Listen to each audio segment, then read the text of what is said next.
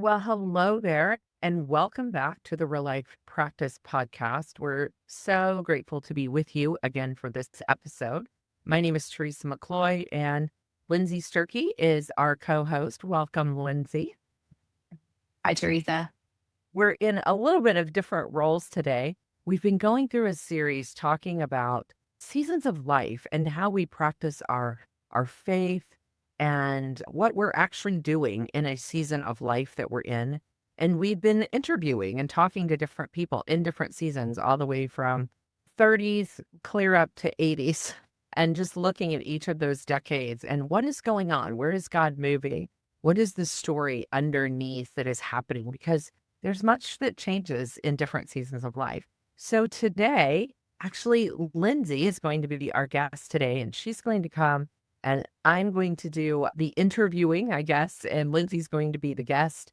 I did this a couple of weeks ago, and we just felt that it might be interesting just because we're in such completely different seasons as we come to the podcast and co host each week. But we also have our own spiritual formation journey and story. So, Lindsay, I'm excited to have this conversation today. I know your story well, as we've been friends for years now, but I think for others, it'll be very encouraging just to hear some of what you've walked and how God has moved in it. So, welcome in, friend. Thanks, Teresa. Yeah, I'm looking forward to exploring it together today. So, well, let's dive in. We've been kind of using the same questions with our guests, so I will do the same with you. And let's just start here with just sharing a little bit about yourself, the current life season that you're in, family, work, all those things. Just set that up for us a little bit, and then we'll work from there.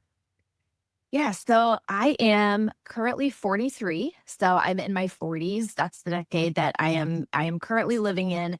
And I am married to my husband Tyler. He is the lead pastor at our local church. He's been at that church. We've been there for about 18 years. He's been the lead pastor since 2020. And we have twin daughters, Addie and Lissy. They are 11 years old, about to go into middle school. So that's a big transition for us right now. We adopted them at birth. And so we spent 5 weeks in the NICU with them, brought them home from the hospital, and have had them since they were babies. And so now they are not babies anymore. They're growing up quickly, but I'm kind of entering into those middle school years here pretty soon. I am on the team here at the Real Life Process as the spiritual formation director. So I do teaching, equipping, training, and coaching around spiritual growth. A lot of the stuff that we talk about here. I recently finished my training as a spiritual director through Sustainable Faith. I did that program with Sybil Towner and a few others at the Springs. And so just finished that training in May. And so I'm a spiritual director and a coach. And I love the work I get to do here on the team. I work with our tool of One Life Maps quite a bit. But yeah, between work and family life, that keeps my life pretty full. But that's kind of just a glimpse of where I'm at right now. Yeah, and I think you said it well, for many people, whether they've already been through their 40s or are approaching it, full is a good word. It's not necessarily overly busy or overwhelming, but it's just a full and rich season. There's a lot of formation going on in this decade, in this season. So let's just talk a little bit as we begin to unpack just kind of what you shared, your faith journey. What has kind of been the movement? You can go back as far as you want. It's your story to tell, but what's been the movement of your faith in amongst all of that? I grew up going to church, and so faith has always been a very central part of my life. I cannot remember a time when I did not believe in God. My faith has always stayed very central to who I am, even as it's had its ups and downs and different experiences with that. So I am very grateful to have grown up in the church. And at the same time, that also brings some challenges with it. I I grew up, I was a very compliant child. It was important to me to please the adults in my life. I did not really have a strong rebellious streak as a child. I wanted to do what was expected of me.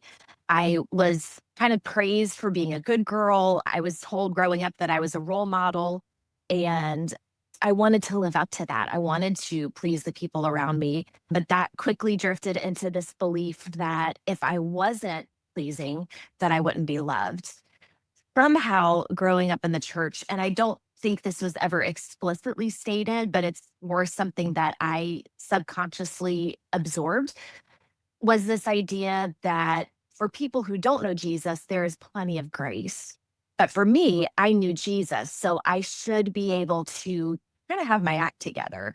That's kind of the message that I somehow received growing up. Again, it's not that anybody said those words, but that Mhm. was what I felt. And we all have different interpretations, right? Someone else could have been in the same environment and never thought that. But my personality, the way I was wired, that's kind of how I operated. And so, especially as I moved into my high school years, I was very involved in my church. I was the church pianist. I was involved in the youth group, and I was told often that I was a good example. And so what happened was I kind of put this pressure on myself Mhm. of I can't let anyone see me struggle. And not only that, I felt like I should not struggle. Like I should be able to keep my act together. There's no excuse for me to struggle at all, whether that's with sin or just common heartaches of teenage life. And so I carried this sense of shame Mhm. anytime that I was having a hard time in my life. I carried the sense of shame that I should not struggle. And if anybody knew this about me, they would not love me. So that was kind of a common theme for me growing up. Into college, I started feeling kind of called into ministry and was exploring that as well. So after college, I'd been involved in my church with music ministry. I had done youth ministry, all of that.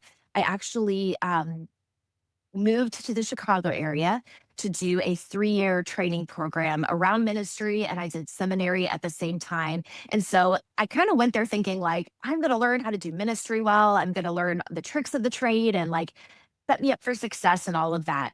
Well, what ended up happening was that it was very much an invitation to explore my own inner life. And it was my first introduction to kind of that deeper inward journey.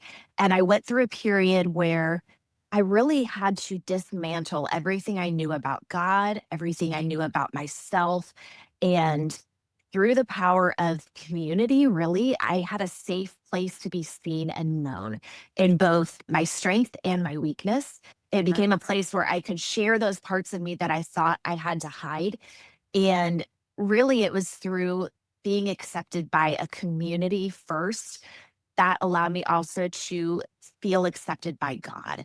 It's like I could tell you that God's love was unconditional, but I'd never really opened myself up to Mhm. experience God's love as unconditional. And so as I brought all those parts of myself into community and into God's presence, it really shifted my experience of myself as beloved Mhm. for all of me. So that's just kind of a Mhm. glimpse of some of the early faith Yeah. stages, but I'll kind of stop there. No, I just think, as you're sharing for those that might be listening, it is that, a couple of noticings are you leaving, Mhm. scripture talks about you leaving and going to that early, late teenage years, early 20s, and really discovering for yourself. And, I know you well enough to know that you've talked about those early years. They're formational, they're foundational, but yet there was a message that you somehow picked up. And I think that's so important to name, if you're listening in, what is the message? And Lindsay, you just said this a few weeks ago on one of our conversations with our certified coaches. You talked about that idea that, and you're naming it, there's a pattern that gets ingrained in us, so to speak, whether you want to call that a sin pattern or just a struggle that we have. And I don't know if it's God's goodness or if it's just what it is. And I think you named it. I'd love for you to talk about it. Of it's nice that we know we start to understand ourselves and we start to recognize, oh, there's that thing again. It's coming up for me. As we talk even more then about the continuation of your faith journey, and you name this idea of shame and, I have to be this role model. I'm not good enough. How has that continued to play out? How have you worked through that you are beloved in God's eyes? Yeah, so some of the pattern I noticed, a way I named it was a pattern of hiding and being asleep to my life. And like you said, it's we tend to see those threads continue. And that's why story work is so important, because we can trace that pattern and we can see growth. But so often the things that are core to us is something we have to keep coming back to in different seasons of our life. And that's normal. That makes us human. That keeps us dependent on God, because that's the place where God wants to grow us and meet us. And so I think for me, the way it's shown up, even in the last decade, when we were in our late 20s, beginning into our 30s, we found out that we were not able to conceive children. I struggled with infertility. I have endometriosis. And so that I won't go into that whole story because that's a whole other thing, but we had to discern what it looked like for us to start a family. And we felt called to adoption. And so we pursued that. You and I have that in common with our stories of infertility and adoption. And that led us into a journey with our girls. And adoption is a beautiful thing that is a miracle, and also comes with a lot of grief and loss for all that are involved in that process.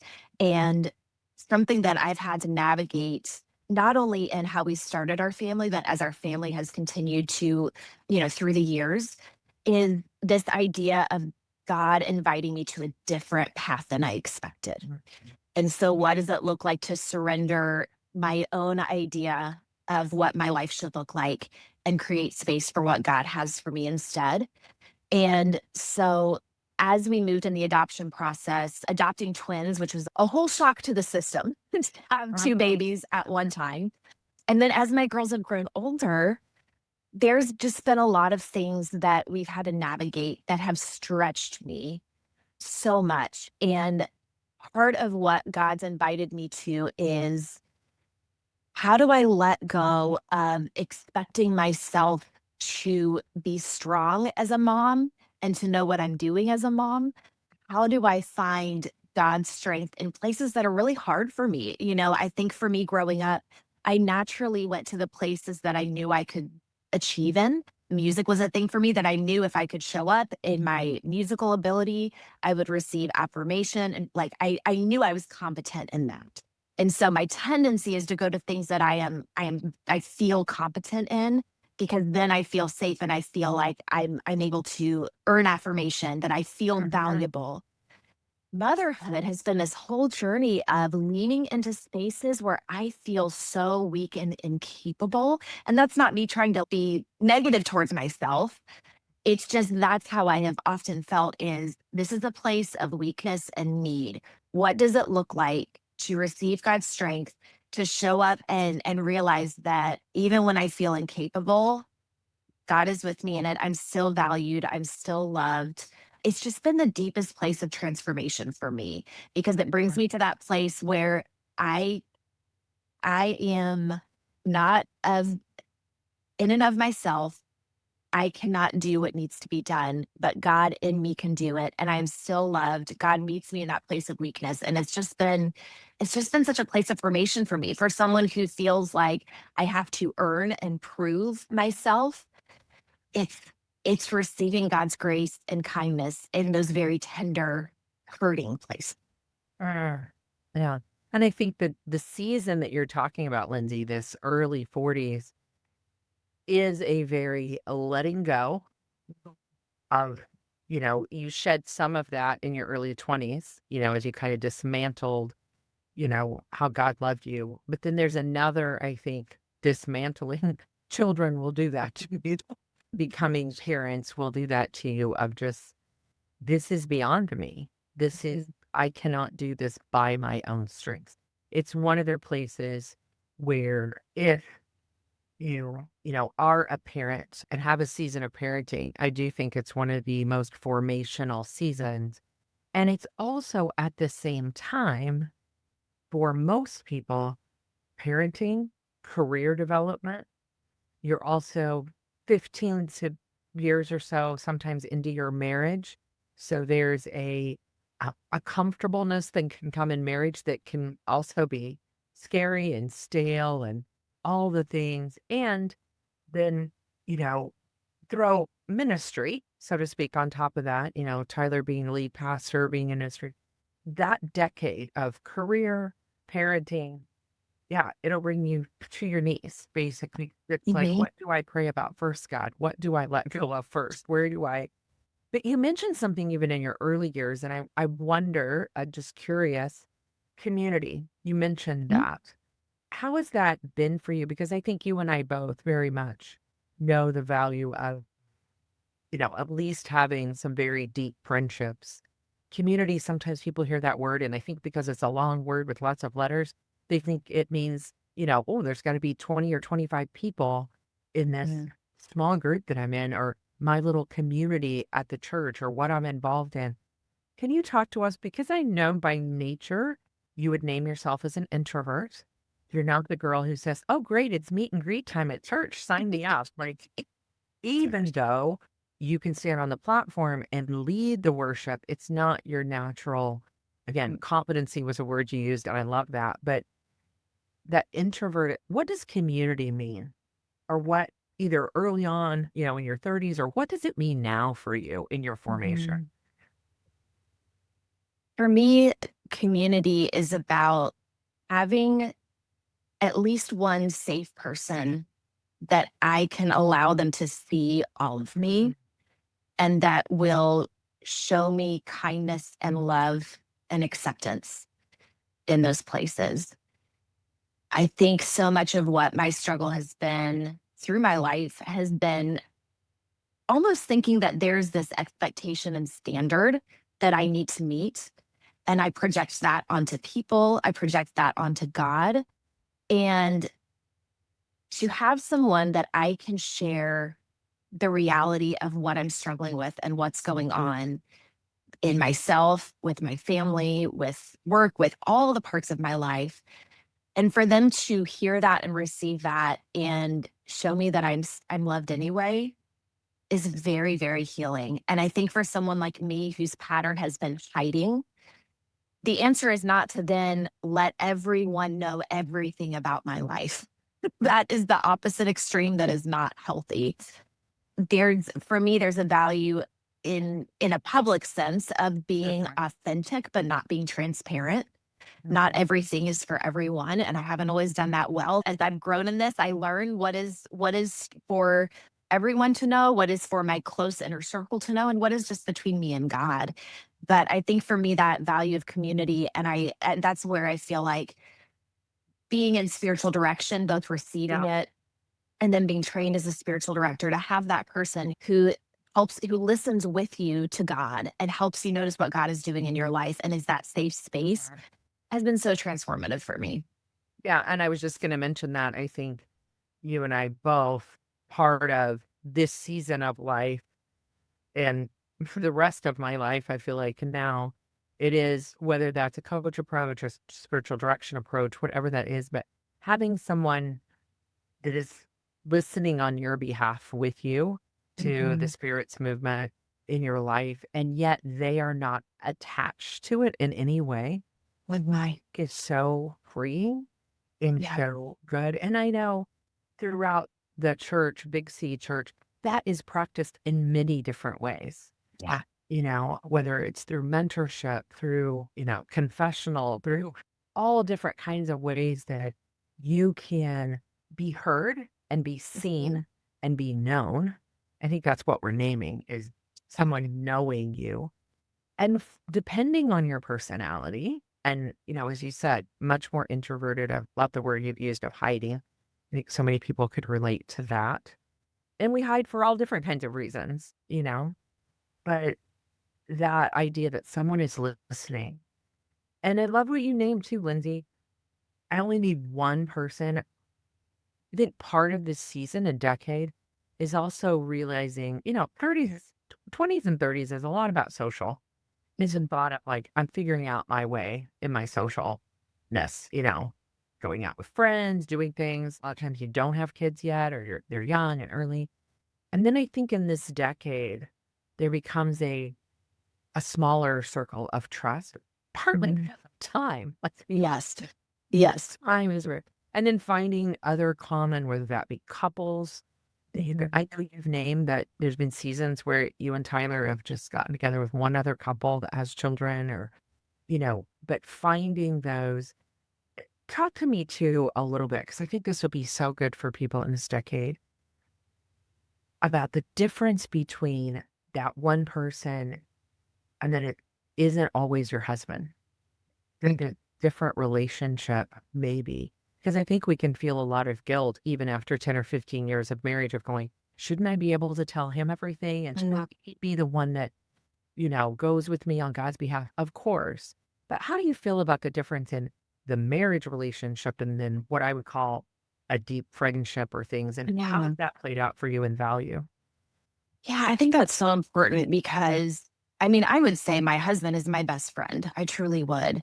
And I know I can tell him everything, and I do. And he can understand, especially in family life, he can understand it in a way no one else can. And so I do feel like that's my primary connection. But at the same time, Tyler cannot fill all of my relational needs. Would That is unreasonable to expect one person to bear all of that.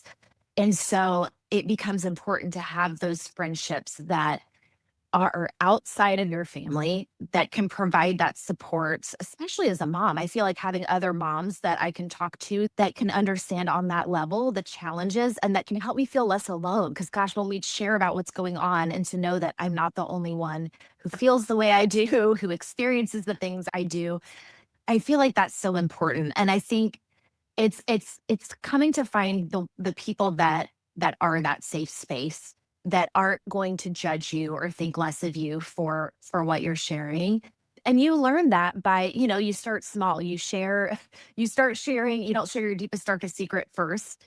You might share something more every day and notice how they respond. And you learn over time that this is a safe person that I can go to. I can think of several friends I have that I could just text them and be really real and honest, and they're not gonna like go, "Oh my gosh, I can't believe Lindsay said this," or "Is she okay? Is something wrong?" Like, they're just gonna be like, "Oh gosh, yeah, that's hard, and I get it." And it's just for someone else to just be in it with you and to know the reality of what's going on is huge. It just helps you feel less alone in it. So yeah, I think the marriage relationship is very important, but it cannot be the only Yeah. thing that is And there. thanks for naming that because I think there can be that guilt and expectation too of, you know, is my marriage not good because, I'm not sharing and they can only handle so much and they need their own side. Your spouse needs those things as well. And so I think again, that's a formational part of this decade. Also, I think in your 40s, you have enough life experience to be able to have some view of the 20s and 30s. This is why we love story work. We love working with One Life Maps.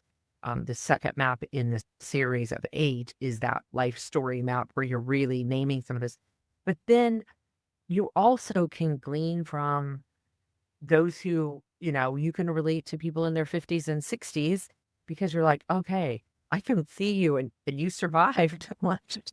You made it through this season. And I can see that there's a lot. And I think that's so important no matter what decade you're in to be able to reflect back and then to also see people and have people in your life that are mentoring in a different season.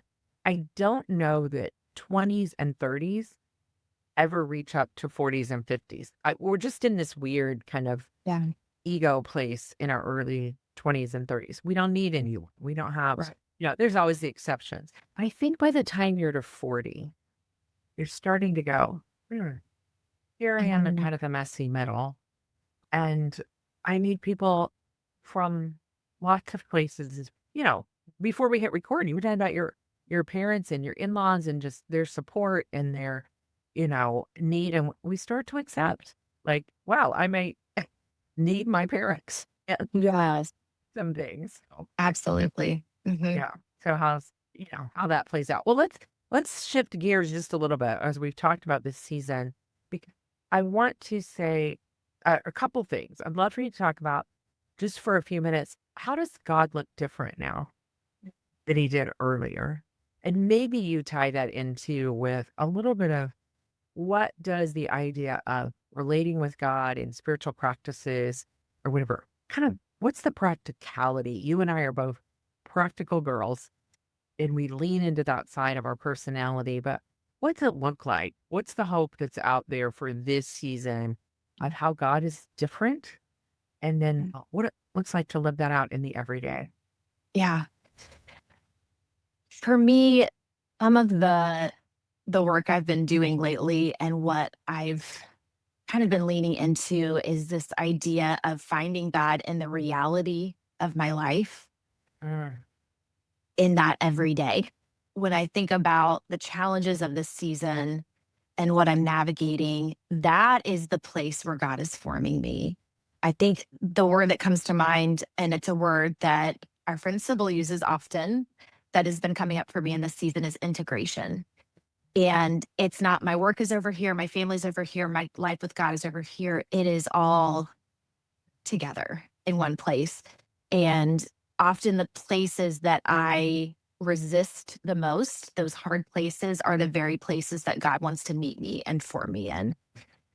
And I think with that, it's learning to find God in the joy and the sorrow and holding those together. I think for so long, it's like I want to say, well, this is a really good season. Like things are good. Life is good. Things are going smoothly, or this is a really hard season. And I'm learning that it always is held together.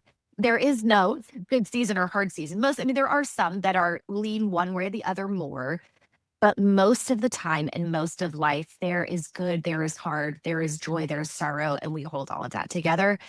And that is where God wants to meet me. There's this line from, if you're familiar with Ignatian spirituality and his principle and foundation, and it's a version of that. And it says, I want and I choose what better leads to God's deepening life in me. And that's where I've been lately is that and my prayer is often, God, help me to want and choose okay. because it is often those places that I might resist that that's where God's growing me, and am I willing to partner with God in those places and receive what he has for me in my real life and not in the way that I think things should be. And so I do feel like so much of it is that, when I come to my time with God, and like you said, I'm an introvert. And so silence and solitude are really important for me. I love writing. That is how I process my life. I feel like myself. I connect with myself and with God with writing than more than anything. But paired with silence, I think that's something that I have to navigate in myself is there are these spaces where there are things that I cannot put into words. And to embrace the mystery of it and not be able to name it, but to still meet God in it, that's been a growth edge for me as well. And so knowing when to set the words aside and just release it and trust God in the mystery is something that I can't explain. So those are just a few things that come to mind. I can share more practicalities if that's helpful of just what my rhythms look like and all of that. But I feel like so much of that for me is finding God in the reality of all of my life. Yeah. That integration of, in some spiritual words, formational words, consolation and Hmm. desolation, Yeah. coming together, the good and the Hmm. bad, which is interesting when you think back, right, about what you shared in the beginning of this episode of, expected to be good. And so I took that on. So, you can see, even as I mentioned earlier, and you brought up, like the pattern in our lives is so similar usually when we really sit with it. Hmm. Go, okay, well, that's similar to when I thought I had to behave. Like, I only want to be in the good. Like, I'm not going to be in the bad because the Right. bad of life feels like I'm being bad. And like, Right. how we, gosh, the brain, the thoughts, Paul talks about the renewing of your mind. We work with tools here, the REALIFE process to help you do that because so much of what is happening in us as you come into the decades of 40s, 50s, and beyond, which really starts to move you into second half of life. Your children are already 11 years old, and you go, wow, in 5, 6 years, they're out of my house. You know, that it just blows you away because you're like, no, I just started figuring out motherhood, and they're gonna, and so yeah, it's holding all of it, the consolation, Mhm. the good days, the bad days, the all of it belongs, as we say, kind of things. But let's do just as we wrap up here, I'd love for you to you mentioned writing, you mentioned Mhm. silence and solitude, and everybody is different. So even if Lindsay mentioned something, you're like, oh, okay, I'm in my 40s, that's probably what I need to be doing. No, there are hundreds of types of ways to practice and be in Mhm. God's presence. But what are some other things for you right now that are life giving? I am really paying more attention lately to how my mind, heart, and body all work together. And I feel like our physical body is a place that we often compartmentalize and don't bring into our life with God. And so there is really a lot of work that I'm doing around emotions, around nervous system regulation. And I feel like that has been super important for me as a person and as a mom. It's so interesting when we look at emotional regulation and what my kids are navigating and how this idea of co-regulation, that as I bring my calm presence to my children, how that helps them. And just thinking about our presence with others, our presence with God. So there's a lot I'm still exploring around that. But I know for me, I mean, just some practical things I'm doing, like I'm going on a walk most days, just that practice of moving my body, getting outside. It has a way of slowing my mind down, connecting with God in a way that is not, it's not like I'm walking and praying through my list or asking God a bunch of things. I'm just being with God and with myself as I walk outside in nature. And I feel like for me, that's such a big practice. Again, as I'm invited to sometimes move into the space beyond words, just being outside, being in creation, going on a walk. I read a lot.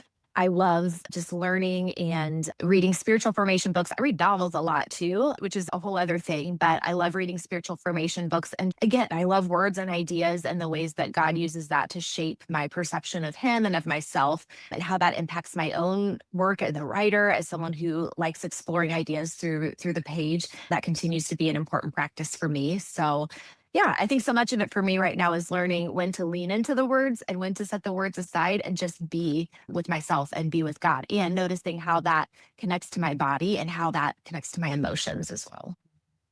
And, when you're in this season in your 40s, 50s, maybe even late 30s, that is so career driven, so to speak. So, I'm earning an income. I'm spending much of my day doing those kinds of things. And in our world of technology, so much of that is done just like we're recording this podcast. It's done over a screen. It's staring at, it's looking at something. Yeah. And I think, the idea of I need to be out in God's creation, disconnect from devices, from things is so important because it's such a career driven season that the tech, whether you're on a Zoom call or a meeting or whatever, or just working on your computer, you know, tapping away at the keys or whatever you're doing, it is where we spend the majority of our careers is on a Mhm. device now, which is so different than 40 years ago when people were making and working with their hands or whatever and were more in their bodies. So I definitely think, these decades right through here are the decades of leaning into practices that call you out into nature, that call you out, whether it's 30 minutes or, and that doesn't always mean, and, I'll get maybe pushback from this, that, you went to your kid's baseball game and watched them play. Like, oh, I was outside. Like, it's where are you outside with God alone? For me, it's watering my flowers every evening and just walking around my yard from place to place and reviewing my day. Like, where can you find that time? So Mhm. outside is one thing, but outside in creation with purpose and just being held by God in his beauty. And I think that's what you're naming is it's just such a reset every day to do Mhm. those things. So thank you for that. So practical. Lindsay, thank you for sharing your story and for being with us. I know as you and I get to co-host this together and work together, we're both on the journey together and it's just Mhm. such a gift to do life. Mm. Yes, it is. I'm so grateful. Yes. We have some resources for you along with these episodes that we've been doing on the decades. And they actually come from our friend Sybil Towner and another woman that she created these questions with, but they're life development questions. What is happening for me in this season? What am I noticing? What might I be asking? And I haven't even been able to name it yet. So That's a free resource that you can download that Lindsay's actually put together, and you can find that in the show notes. And I would also always direct you in this work. We have lots of resources at the Real Life Process, but as we share in these podcasts, one of the ones we would often point you to is our tools of the One Life Maps, especially in this story workplace. The first four maps in the series really dive into those deeper questions. The last four kind of take you out of that into how life is lived out and then clear into the process work that we have, the rule of life work. But I would invite you to, we have those, the links are in the show notes. You can do a personal download of those digital maps now. And I would just say, those would be a resource that we would guide you to. So, Linz, thanks again for just sharing your story. And we invite you back. We'll be wrapping up this series with our friends Dick and Sybil Towner. They'll be sharing with us in a couple weeks in a new episode as we look at what is life in that bonus season. They're both in their late 80s and still living great lives. And we're excited to talk with them and share with you a little bit of their stories and their spiritual journey. So until next time, friends, and enjoy exploring God in whatever season that you're in. We'll talk soon.